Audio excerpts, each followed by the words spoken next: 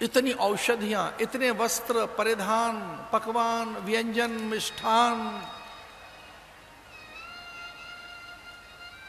कौशल्या, सुमित्रा और कैकेयी अत्यंत चकित हैं, विस्मित हैं, आह्लादित हैं कि ये तो सब देखा ही नहीं कभी हमने। ऐसे रत्न, ऐसे आभूषण, ऐसे परिधान, ऐसे पकवान, व्यंजन, मिष्ठान, इस प्रकार के अश्व और अश्वों में भी लदे हुए रत्न, और इस प्रकार के गज और गजों के मस्तक पर ऐसे रत्न हमने नहीं देखे। और ऐसी गौएं लदी हैं सोने से। गौएं नहीं थी अकेली, एक एक खुर में एक एक भार, हर खुर में लगभग 1-1 किलो सोना, मालाएं अलग। जानकी जी आ रही हैं, इतना लेके आ रही हैं, संभाले नहीं संभल रहा है, रखें कहां? मणि पर्वत।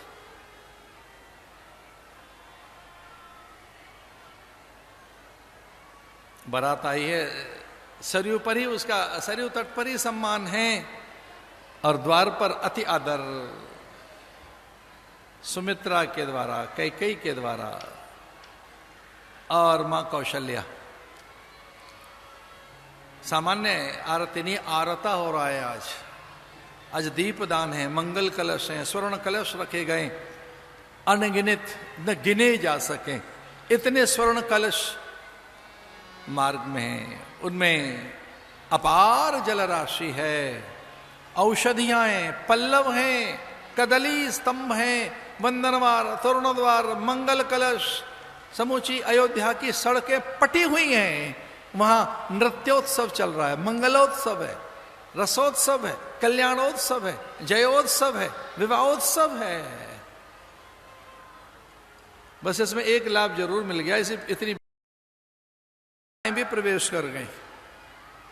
उन्हें लगा कौन पहचानेगा, चलो चलते। देवगण भी प्रवेश कर गए। ब्रह्मा को लगा कि वहां तो पहुंचे नहीं, चलो अयोध्या में चलें, यहां दर्शन करें।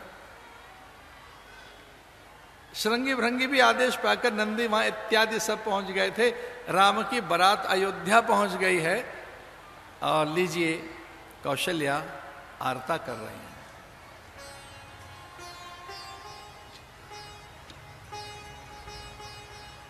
सीता जी इतनी कोमलांग कि सीता जी को पालकी में से कौशल्या ने ही निकाला।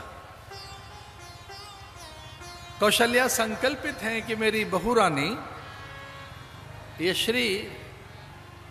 अवध की महाराज्ञी पट्टमहिषी, ये सामान्य तो है नहीं, ये लक्ष्मी है, इसलिए इनको हम धरती पर तो नहीं चलने देंगे।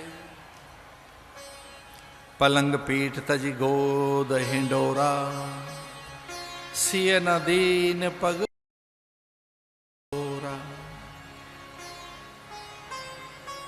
सीता जी धरती पर पैर रखेंगी अच्छा नहीं है, गोद में ही उठा लिया सीता जी को,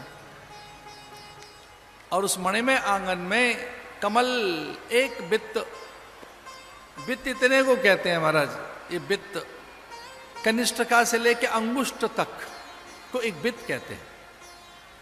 कमल पराग इतने बिछा दिए कि श्री जी के, जानकी जी के पग इस मणिमय आसन में, मणिमय आंगन में आएंगे, पग आहत न हो जाएं। केवल पल्लव नहीं, पराग बिछा दिया गया। राम जी की आरती है, बारात की, दशरथ जी खड़े हैं, बड़ा आनंद अनुराग है।